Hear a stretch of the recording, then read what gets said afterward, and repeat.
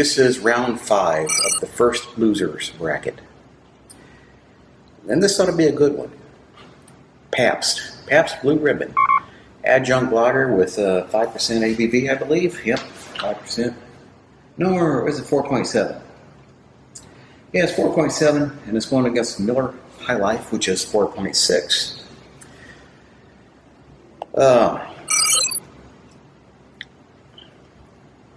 Pabst is rated higher on the beer sites. Of the losers, it is the 5th highest rated loser of the 32, and this is the 5th lowest rated loser of the 32 initial beers. So, ought to be an interesting matchup. They're both adjunct lagers. Of course, they both started off as United States beers, but now I think both these companies are owned by foreign interest. I think Miller is owned by South African breweries. And Pabst, I don't know who owns Pabst. Miller, let's see. Is it Coors? I don't know. Doesn't really matter. Is it really American beer now? Owned by a foreign interest? It doesn't really matter, does it? So taking a look at these, looking pretty identical. The carbonation appears to be very similar. It looks like there's more carbonation in the Pabst.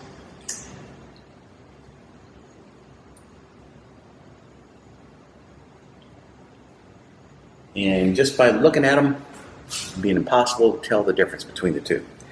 The head retention is about the same. When I poured the Pabst, it had more head on it, and probably because it came out of this can and maybe did a couple of glugs coming out. So let's get down to it. Quit wasting time here. Which one tastes better? Adjunct lagers. Am I going to pick up that adjunct lager sawdusty finish? We'll see. Is Pabst really as good as a lot of these people say it is as far as adjunct lagers go? I don't know. But Miller High Life is rated pretty low on the sites.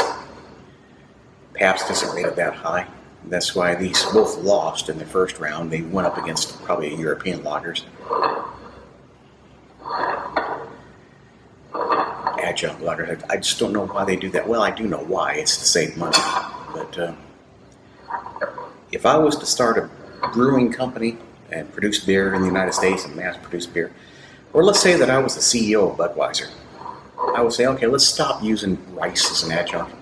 Let's make it an American lager with no adjuncts. Make it a barley. But then again, that might change the whole taste of it, and then people might not like it, so it might hurt sales. You never know. You never know. All right, so here we go. Now, I don't know which is which. I didn't pay attention to the head pattern on either one of these beers, and it could have changed. So, down the hatch.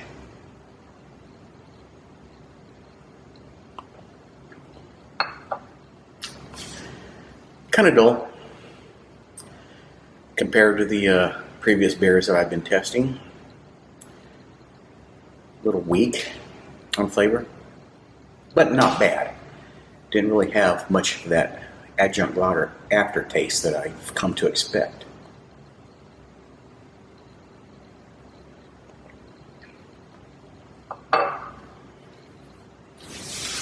It's drinkable.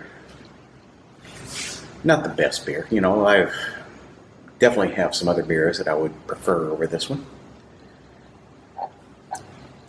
So I can't give this, put this on the list of my favorite beers.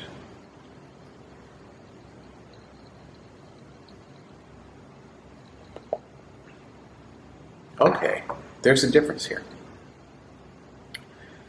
This one is weaker compared to this one.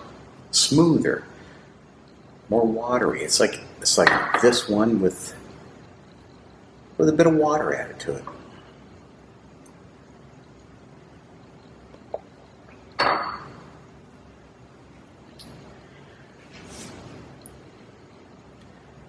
Maybe it has a bit of that finish that I don't like. So there is a bit of a difference between the two, I think, so far.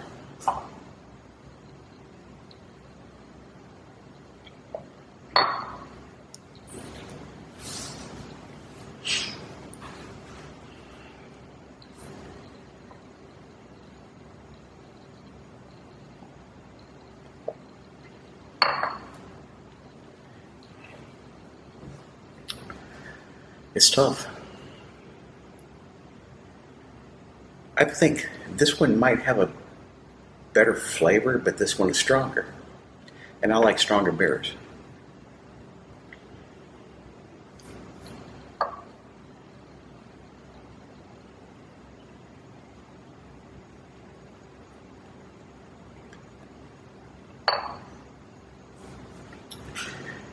So it's not that good as far as flavor goes. It's okay. You know, it's an adjunct lager. What do you expect? But, you know, just coming off drinking some other beers like Moosehead and Estrella Galicia and Budvar from Czech Republic, and then drinking this, you know, there's no comparison really. All those beers are better than this. Is this really the champagne of beers? Which one of these is the champagne of beers? I don't know. Because I don't know which is which.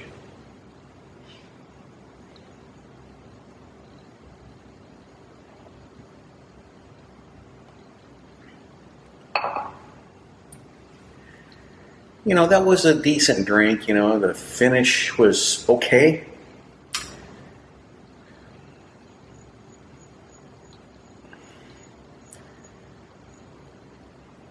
But still kind of a bit lacking.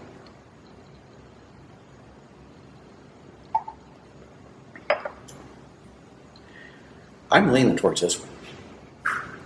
If I want to grab another beer, I'm probably going to grab one of these. I mean, between these two, which one do I want to take another swig of? And that's this one.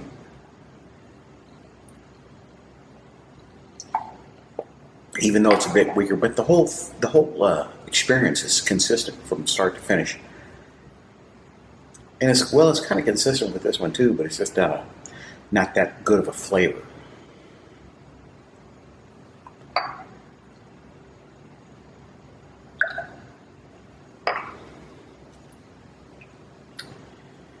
See, this one's, I think this one is more drinkable than this one.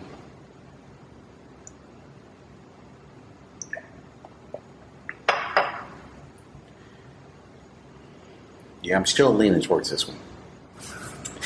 Because I'm starting to get that aftertaste here in this one. And the thought of drinking another glass of this is off-putting. Where the thought of drinking another glass of this isn't that bad. I would definitely want to drink another glass of this compared to another glass of this. So let's see what we got here.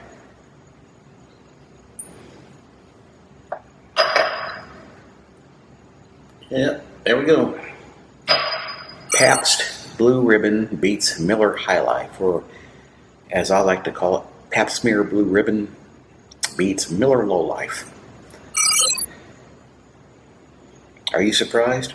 I'm not surprised, because I really didn't know what to expect. Pabst isn't that bad of a beer as far as adjunct lagers go. So again, the beer site's got it right.